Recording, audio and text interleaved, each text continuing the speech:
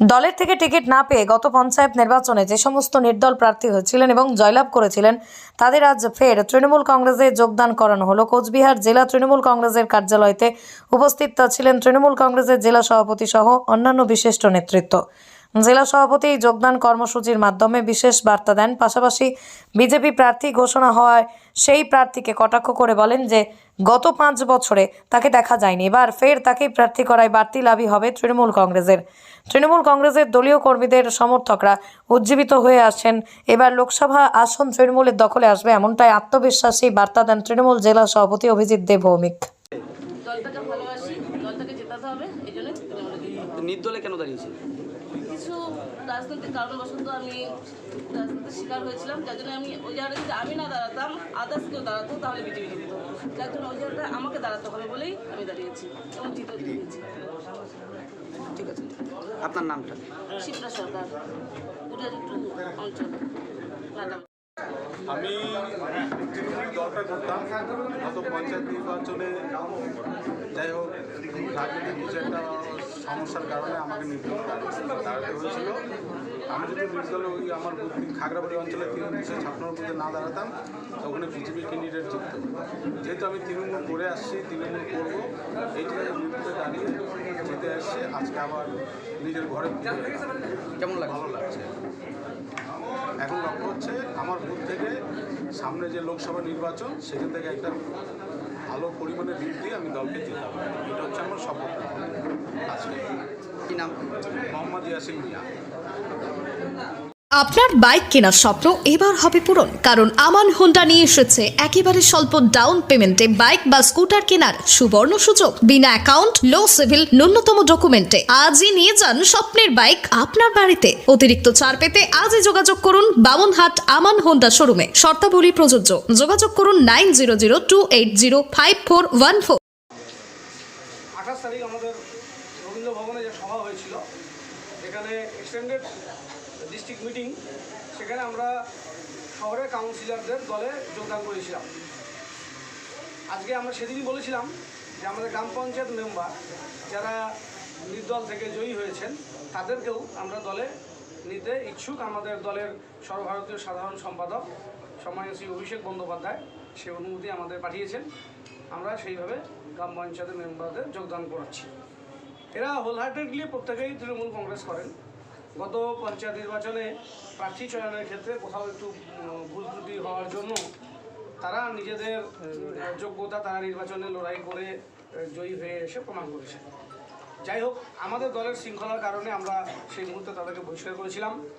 কিন্তু দেশ এবং জাতি যখন সংকটে, লোকসভা নির্বাচন সামনে, সেই নির্বাচন জয়ী হওয়ার জন্য আমাদের তাদের প্রত্যেককে দলের সাথে যুক্ত করা প্রয়োজন বলে আমরা অনুভব করি এবং তারাও দলের হয়ে আপ্রাণ চেষ্টা করে দলের প্রার্থীকে জয়ী করানোর জন্য তাদের নিজ নিজ এলাকায় কাজ করবেন এই অঙ্গীকার করে তারা দলের কাছে চিঠি দিয়েছেন। সেই চিঠির অনুমোদন এসছে।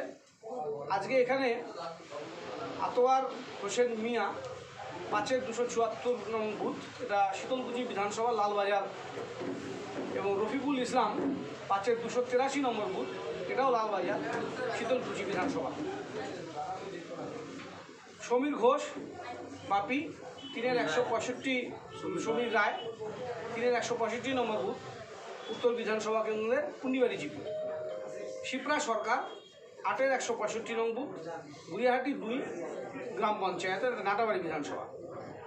এবং মোহাম্মদ ইয়াসিন 3-256 নম্বর বুথ, কুচবিহার উত্তর বিধানসভা কেন্দ্রের খাগড়াবাড়ি অঞ্চল। তারা জয়ী হয়ে এসছেন। আজকে আমরা তাদেরকে দলীয় পতাকা তাদের হাতে তুলে দেব। আপনারা জানেন যে গতকাল ভারতীয় জনতা পার্টির প্রার্থীর নাম ঘোষণা করেছে। বিজেপি বাদ দিয়ে যারা আমরা অন্যান্য রাজনৈতিক দল করি বা কোনো পার্টি করি না, আমরা জানতাম প্রার্থী নিষিদ্ধ আমানিকই হবে। শুধু বিজেপিই জানতো না। যারা দীর্ঘদিন থেকে বিজেপি করেন, দুঃসময়ে বিজেপি করেন, তারা দলের কাছে, তাদের দলের কাছে তারা প্রার্থনা করেছিল যে এমন একজন কাউকে প্রার্থী করা হোক যিনি অন্তত 5 বছরে কুচবিহারে 2-4টা কাজকর্ম করবেন। দুর্ভাগ্য তাদের তাদের কথা তাদের দিল্লির নেতারা শোনেনি এবং তাদের ঘাড়ে সেই প্রার্থীকেই চাপিয়ে দেওয়া হয়েছে। বিজেপি আগামীতে অস্তিত্বের সংকটে ভুগবে কুচবিহারে, যে জায়গাতে বিজেপি যাচ্ছে।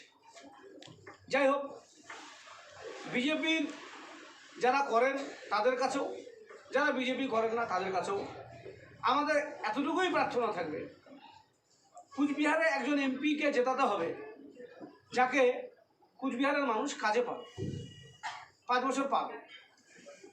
পার্লামেন্টের সেশন ছাড়া বাকি সময় এদের দিল্লিতে 5 স্টারে ঘুমানো, কাশ্মীরের আইস রাইডস করা, এসব করার জন্য এমপি করে কুচবিহারের মানুষ পাঠায়। কুচবিহারের মানুষকে বোকা বানিয়ে রাজা মহারাজাদের তকমা নিজেরা জুড়ে নিয়ে যেভাবে মানুষকে ঠকানো হয়েছে তাতে কুচবিহার অনেকখানি পিছিয়ে গেল।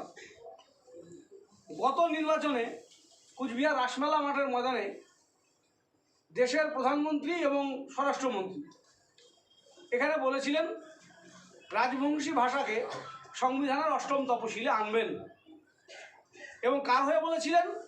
এই নিশীথ প্রামাণিকের হয়ে প্রচারে এসে বলেছিলেন। 8ম তপশিল তো দূরের কথা, দেশের পার্লামেন্টে দাঁড়িয়ে একদিনের জন্য একটা রেকর্ড নেই পার্লামেন্টে যে দাঁড়িয়ে বলেছেন 8ম তপশিলে রাজবংশী ভাষাকে যুক্ত করা হোক, তার কোনো রেকর্ড নেই। হয়তো তাদের কাছে অ্যাবসলিউট মেজরিটি ছিল, তারা এটা চাইলেই করতে পারে। দেশের প্রধানমন্ত্রী এবং স্বরাষ্ট্রমন্ত্রী বলে যাওয়ার পরেও তারা এই ধোকাটা আমাদের কুচবিহারবাসীকে দিয়েছেন, রাজবংশী ভাষাভাষী মানুষকে দিয়েছেন। ওনারা বলে গিয়েছিলেন এখানে 5 কোটি টাকা ব্যয়ে বীর চিলারায়ের মূর্তি হবে, হয়নি।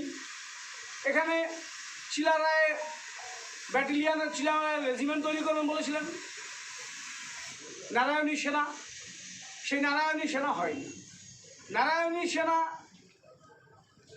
হলে কুচবিহারের রাজবংশী ছেলেরা চাকরি পাবে, এরকম একটা প্রতারণার কথা বলে আমাদের ঠকিয়ে গিয়েছিল। কিন্তু কুচবিহারের লোকেরা নারায়ণী সেনা দেখতে পেল না। এখানে সায়ের অধীনে আন্তর্জাতিক মানের স্টেডিয়াম হবে।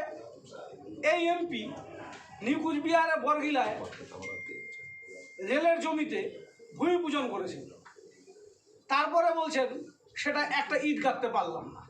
কেন? বলছে ওপর দিয়ে ইলেকট্রিকের তার গেছে হাই টেনশন, ওই তার দেখে পুজোতে বসেননি।